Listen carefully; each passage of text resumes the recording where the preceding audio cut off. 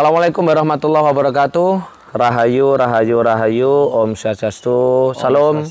Assalamualaikum, namo buddhaya, salam sejahtera untuk kita semuanya. Oke, teman-teman, bagaimana kabarnya hari ini? Pasti sehat, kaya raya, bahagia. Oke, pada kali ini saya bersama teman RK ya dari Bali. Beliau namanya terkenalnya Mas Wawan Ode. Siap. Tapi kalau nama asli bukan Mas Wawan Ode ya? Iketut Sutrawan Slamet. Iya, oke. Mas Iketut Sutrawan Slamet. Tahu nggak kata selamat itu sama dengan nama bapak saya loh. Ya, selalu selamat ya. Ya, selalu selamat. Nah, ini yang membuat saya harus mewawancari Mas Ode itu adalah Mas Ode itu sama sekali nggak percaya dengan RK.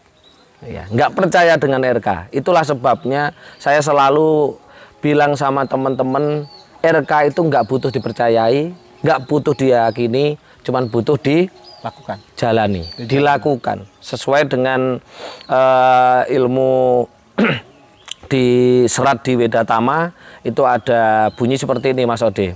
Ngelmu iku kalakone kanthi laku, tegese lawan kas, tegese kas nyantosani, setya budya pangekese dur angkara. Tahu nggak maknanya? Enggak. Ini cocok dengan Mas Ode yang benar-benar pada waktu itu nggak percaya gitu loh. Tapi karena terpaksa melakukan, akhirnya sentosani. Maknanya seperti ini, Mas Ode. Ngelmu iku kalakone kanthi laku. Ilmu itu hanya bisa ada efeknya, ada manfaatnya kalau dilakukan. Makanya ngelmu iku kalakone kanthi laku, tegese lawan kas, lekase lawan kas. Untuk memulai itu butuh semangat. Kalau nggak ada semangat percuma. Makanya ilmu itu kalau hanya sebatas nggak dilakukan ya hanya sebatas teori ya kan gitu. Betul. Lekase lawan kas, tegese kas nyantosani. Nah, tegese kas nyantosani karena semangat itulah awal dari membuat manusia makhluk sentosa hidupnya. Sentosa itu berarti apa? Bahagia. Hidup bahagia, sejahtera, mulia, kan gitu kan? Kaya raya. Nah, kaya raya tentunya. Ya, tegese kas nyantosani, setya budya pangekese dur angkara. Akhirnya setelah mendapatkan hidup setia tadi, akhirnya mendapatkan buah dari budi pekerti, budi otak, budi pekerti. Yang pangekese dur angkara, yang melebur semua keangkuhan, kesombongan, nafsu angkara. Nah, ini kan cocok dengan Mas Ode.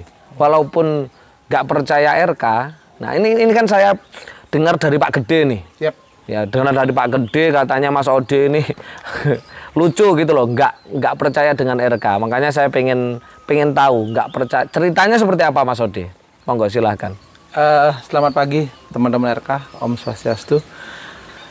Saya orang Bali yang dari kecil tuh di pariwisata. Oke. Saya SMK pariwisata, kuliah pariwisata, bekerja di pariwisata selama 20 tahun. Jadi kami ketemu dengan orang-orang bule itu yang berbicara tentang logika, tentang logis. Apa yang dilihat, apa yang dirasakan.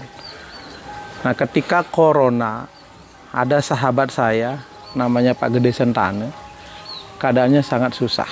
Sepeda motor, sepeda dayung, mobil dijual semua untuk menghidupi keluarga dan kemudian menutup perusahaannya.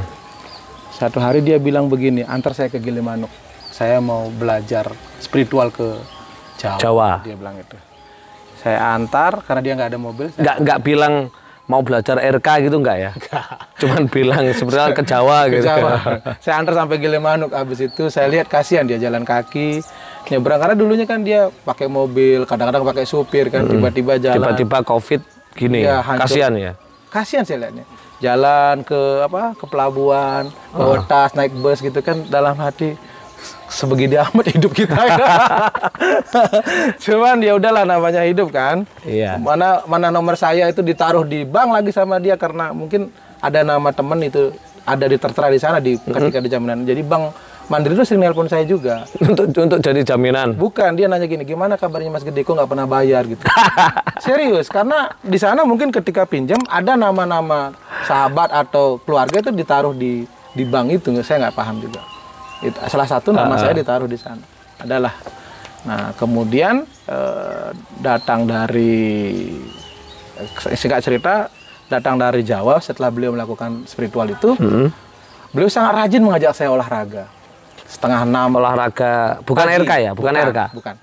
5:30 pagi di depan dia sama anjingnya. Tiba-tiba 5:30 udah nelpon aku dari depan. Kita jalan naik gunung, jalan di mana-mana. Nah, setiap pagi dia bilang begini, bro, hari ini dia punya hotel namanya Kubuku. Kubuku akan laku 10 miliar. Yang beli adalah owner salah satu travel agent di Bali. Gitu dia bilang. Iya, iya. Astung Karepade. Hari pertama saya masih semangat kan. Iya. Astung Karepade, saya doakan. Besoknya nggak jadi, bro. Yang beli adalah pemilik Traveloka. Lakunya 20 miliar. Masih semangat saya. Wah, keren nih Pak De. Ketiga, orang India. 30 miliar. Udah mulai curiga saya. Ini curiga ya. Udah mulai gila. Curiga. Curiga gila. Kayaknya terlalu banyak menghayal anak ini, saya bilang gitu kan. Saya di rumah saya ngomong sama istri. Lah, mimik wajahnya Pak Gede apa seperti orang gila gitu. Dia ketika ngomong-ngomong gitu. Dia senyum sendiri. Di atas gunung kan, kalau capek naik gunung kan kita biasanya duduk-duduk nih pemandangan pagi-pagi gitu kan. Ngomongnya kayak gitu dia. Mirip berarti ya? Hah? Mirip berarti. Ya kan ketawa-ketawa sambil ngomong gitu kan. Dengan kondisi yang seperti ini kan. Saya bilang, bayar listrik aja kamu nggak bisa gitu. Itu di batin tapi. berarti di dalam batin itu, wah ini mulai gila. Mungkin karena dengan keadaan seperti ini nggak bisa menerima kenyataan. Dan saya berpikir orang-orang pada saat corona itu nggak mungkin investasi karena semua masih jaga diri kan. Sampai kapan kita kan nggak tahu waktu itu. Jadi nggak mungkin akan menggelontorkan uang gitu loh. Karena rata-rata mereka harus berpikir tentang bertahan hidup dulu gitu loh. Jadi ketika beliau berbicara seperti itu, buat saya ada sesuatu yang tidak masuk akal. Iya betul, nggak masuk akal ya. Karena sedunia kan COVID itu kan. COVID sedunia. Kecuali cuma Bali doang kan. Lockdown gitu kan. Dia. Tiba-tiba saya dengar, udah laku dia ngomong sama saya, bro, udah laku. Dan baru setengah waktu itu dibayari yang di bank udah dilunasi. Tinggal sisanya buat dia. Saya masih nggak percaya itu bener laku. Tapi menganggap gila masih ada? Saya menganggap dia itu masih menghayal ngomongnya. Oh, masih menghayal, walaupun sudah laku? Iya, karena saya nggak diajak ke notaris kan. Saya nggak dapat bagian? Bukan. Artinya antara benar dan tidak itu masih tipis. Karena saya tidak melihat langsung bahwa... Tapi yang saya rasakan adalah tiba-tiba dia buat kolam renang. Ini kolam renang yang belakang maksud ini ya. Saya bilang, wah ini beneran laku kayaknya, kok bisa bikin kolam renang. Kalau nggak salah ngabisin di angka 500 juta deh kolam renang. Kalau dia nggak punya uang kan nggak mungkin. Iya, betul. Sedang kemarinnya dia cuma bertani kangkung pada saat corona kan.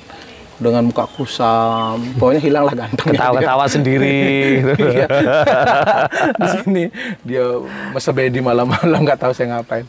Nah udah gitu, habis itu tiba-tiba investor yang itu beli lagi sama saudaranya, datang saudaranya, belilah salah satu hotel di Pemutaran. Dia bilang ngomong sama saya dapat komisi sekian ratus juta. Mulai saya percaya nih, udah gitu. Beli lagi lahan, sampai beli lahan berpuluh-puluh hektar, Mas. Siapa? Itu yang investor itu. Dan setiap beli lahan, Pak Gede yang disuruh di lapangan lah. Oke, berarti dapat banyak ya beliau ya? Itu saya nggak tahu, yang jelas tiba-tiba dia 2 Innova gitu. Saya langsung, wah ini apaan ini gitu kan. Tiba-tiba kemarin yang nggak punya mobil, tiba-tiba punya 2 Innova dia. Berarti di situ Mas Ode sudah mulai pindah pikiran ya, dari menganggap Pak Gede itu gila kepada ke pesugihan. Ada gini, kita punya tim, punya grup di Pemutaran itu 5 orang pengusaha muda. Kita menyebutnya Pandawa 5 di grup WA ya, buat bercanda-bercanda aja nih Pandawa 5. Nggak ada Arjunanya. Udah Arjuna gitu, semua. Arjuna semua. Di mata istrinya. Udah gitu ada salah satu teman kita namanya Pak Ketudunas. Pas kita ngumpul bareng, Pak Ketudunas bilang gini, hebat ya Pak Gede, sekarang ekonominya melesat tajam. Jangan salah bro, kemarin saya sempat ngantar dia ke Jawa, Gilimanuk. Dia bilang mau spiritual ke Jawa. Saya curiga loh, Pak Gede kayaknya mencari pesugihan, saya bilang gitu. Oh bisa jadi, karena kita dengar-dengar di Jawa ada tempat nyari pesugihan, dia bilang gitu kan. Tapi kita nggak berani ngomong depan beliau. Oke. Karena melesatnya itu dalam setahun, Mas. peg itu udah kayak jet Mas, cus gitu. Dan itu pada waktu masih suasana COVID ya, masih kan nggak masuk akal juga. Nggak masuk akal Mas. Nah kemudian dia bilanglah tentang RK. Saya tidak paham apa itu RK, relay coincidence apa coincidence. Dia bercerita tentang kebetulan, ada satu detik yang kebetulan itu bisa jadi dan sebagainya. Saya tidak percaya 100%. Sama sekali. Nggak percaya. 1 senti pun? Nggak percaya. Oke. Not make sense buat saya. Setelah itu dia bilang ada pelatihan RK di Denpasar. Kamu mau ikut? Saya bilang enggak. Ini yang buat saya sukses. Saya bilang enggak. Nah, tiba-tiba dibayarin sama dia kalau nggak salah waktu itu. Aku bayarin dulu, kamu nggak punya uang. Dia bilang gitu. Pokoknya kamu harus ikut. Dipaksa ya berarti ya? Iya. Karena mungkin Pak Gede sudah merasakan hasilnya, baik di semua lini, akhirnya kepengen temannya. Yep. Ya, kepengen temannya juga merasakan, walau Mas Ode belum tahu apa itu, bahkan nggak percaya kan, menolak ya. Gimana? Ini kayaknya mulai lucu nih. Iya, akhirnya saya pas waktu itu diundang untuk ikut pelatihan dari Kemenparkrab di Denpasar. Saya bolos pada saat RK. Nah ternyata dari pemuda ada 4 orang lagi yang RK. Berlima lah sama saya. Ada adiknya Pak Gede, ada Pak Ketut Tunas ikut, ada Pak Jero sama saya. Ada 4 orang ya. 4 orang sama saya. Kita RK. Saya ketemu dengan Mas Guru kan. Kita di salah satu hotel di Hotel Neo. Hotel Neo di Garsu Barat kan. Jadi ketemu Mas Guru. Saya lihat kok guru apaan muda banget, terus ngomongnya banyak, sorry, ciancuk. Ini apaan, ini saya diam aja kan. Udah gitu, gerakannya juga lucu-lucu buat saya. Apakah akan keberkahan bermiliar-miliar setiap hari? Saya bilang apaan ini ya. Dalam hati belum nyambung ya, belum terkoneksi ya. Nggak ada koneksi, nggak ada rasa percaya sedikit pun Mas. Bahkan sampai selesai pelatihan? Sampai selesai. Selesai pelatihan, saya masih di Denpasar lagi 2 hari. Mas Guru kan datang ke Pemutra. Iya, ke sini. Ngajak anak-anak, teman-teman tuh dikasih gratis air karuh di sini katanya. Saya ditelepon sama Tunas kan. Kamu di mana? Mas Guru di sini. Oh ya udah, kamu lanjut aja. Karena saya nggak percaya Mas. Oke. Mohon maaf. Iya. Udah gitu, 2 hari setelah pelatihan di Denpasar, saya pulang. Pak Gede bilang, gimana RK-nya? Ya biasa, saya bilang gitu kan. Karena menolak dalam batin saya. Ini tidak mungkin gitu. Nah satu saat Pak Gede bilang, kan itu ada 41 hari yang harus kamu lakukan berturut-turut. Terus gimana Pak De? Saya juga belum selesai, dia bilang itu. Apakah entah dia sudah selesai sebelumnya ingin mengajak saya, atau memang belum selesai, saya nggak tahu juga. Saya itu orangnya segan sama beliau, karena beliau orangnya emang baik sama saya. Dan saya menganggap ketika sahabat mengajak saya sesuatu, tidak mungkin itu tidak baik. Pasti tujuannya baik. Sampai seperti itu ya. Saya bilang sama istri, ya udah saya nggak enak sama Pak Gede, saya mau ngikut aja dah RK. Dan juga saya anggap ini yoga, belajar yoga. Belajar tentang afirmasi aja, tentang kekayaan. Nah kita melakukan itu setiap jam 10 saya ke rumahnya, kita ngobrol dulu, udah jam 11 kurang 5 menit, kita matikan lampu, kita RK. Okay. Banyak itu juga nggak percaya ya? Nggak.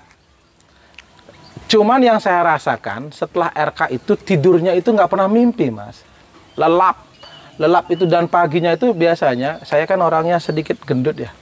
Pagi itu saya sering sakit badan Mas, merasa kayak tidur. Iya, kayak apa, nurunin pasir setrek itu loh Mas, pegel rasanya gitu. Habis RK kok ringan badan saya gitu. Saya bilang sama istri, paling nggak dari segi kesehatan kita dapat.